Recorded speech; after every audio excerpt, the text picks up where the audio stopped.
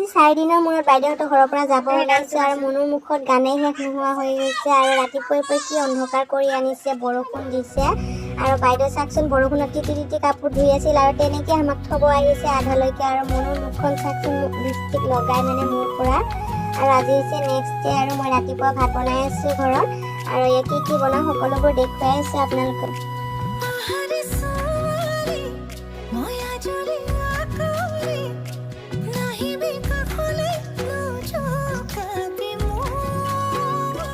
কঁকাল খামুচিয়া তোৰ হাঁহিটো ধুনীয়া